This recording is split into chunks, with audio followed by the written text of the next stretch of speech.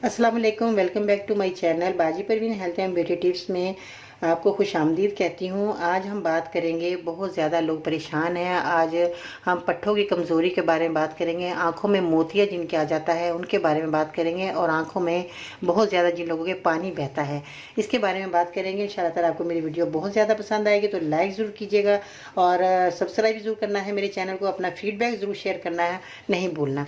तो आज हम जो बात कर रहे हैं पट्ठों की कमज़ोरी जिन लोगों को बहुत ज़्यादा हो जाती है, इसके बारे में बात कर रहे हैं। तो आइए जानते हैं कि आपने क्या चीज़ें लेनी है और इसका इस्तेमाल किस तरह करना है।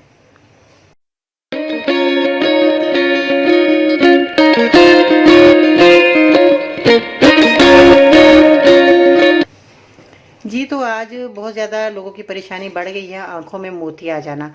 तो जिन लोगों की आँखों में मोतिया आ जाता है, उसके साथ जो है पट्ठों की कमज़ोरी बहुत ज़्यादा बढ़ जाती है। तो जब मोतिया आँखों में आता है तो उसमें पानी भी बहुत ज़्यादा आँखों में बहना शुरू हो जाता है। तो ऐसे में जो है डॉक्टर कहते हैं ऑपरेशन होगा, और जो है इनका जो मोतिया है वो हम साफ़ कर देंगे उससे, ऑपरेशन के ज़रिए। तो अब आपको ऑपरेशन कराने की ज़रूरत नहीं है। आज मैं जो नुस्खा बताने वाली हूँ, तो इसमें जो आपने इस्तेमाल करेंगी चीज़ें वो हैं किशमिश। किशमिश जो है ये आपने इस्तेमाल करनी है। किस तरह, किसी भी मीठी चीज़ में डालकर आपने जो है ये किशमिश को खाया जा सकता है। ये दलिया हो, दही हो, या वैसे ही आप चबाकर खाएं। पट्ठों के लिए बहुत उम्दा है, और आंखों के अलावा जोड़ों के जो मरीज़ हैं उनके लिए भी बहुत उम्दा चीज़ है। सर्दी गर्मी आप ये जो है किशमिश को खा सकते हैं।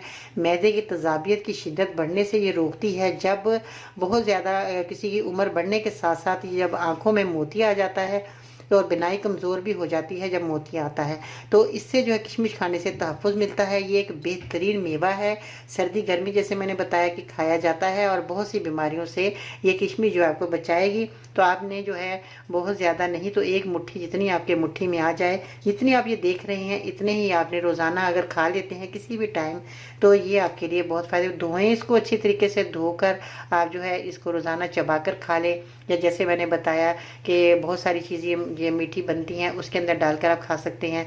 जो शुगर के मरीज़ हैं उनके लिए भी ये बहुत उम्दी है, कोई उम्दा चीज़ है। कोई ऐसी बात नहीं है कि अगर शुगर के मरीज़ हैं तो वो नहीं खा सकते, वो दही के अंदर मिला के खा सकते हैं, उनके लिए दही बहुत अच्छी है। और बहुत ज़्यादा लोग जो हैं मीठा नहीं खाना पसंद करते, तो कोई बात नहीं, आप इसको जो है वैसे भी जैसे मैंने बताया दलिया है, दलिया में बनाकर आप खा सकते हैं। शुगर के मरीज़ दलिया में बनाकर खा सकते हैं। इस तरह जो है ये आपके पेट में जानी चाहिए। ये आपकी इतनी ये बीमारियों को दूर करेगी, आपका पेट का निज़ाम ठीक हो जाएगा। मैदे में जिनके तजाबियत बहुत ज़्यादा होती है जैसे मैंने बताया, तो उनकी शिद्दत बहुत ज़्यादा बढ़ जाती है, तो उनके लिए भी बहुत अच्छी है। तो चलते चलते एक बहुत ही अच्छी बात याद आ गई मुझे।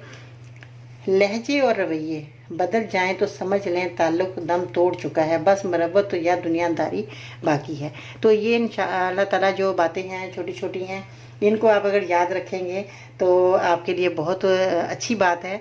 तो दुआ में याद रखिएगा, दूसरों के लिए दुआ करें। अगर आपको फ़ायदा हो जाए मेरे इस नुस्खे से, तो मेरे मरीज़ों के लिए ज़रूर दुआ करें, ताकि वो भी लोग जो है सेहतयाब हो जाएं। और दुआ में याद रखिएगा। इंशाअल्लाह ताला फिर मिलते हैं नई वीडियो में, तब तक के लिए अल्लाह निगहबान।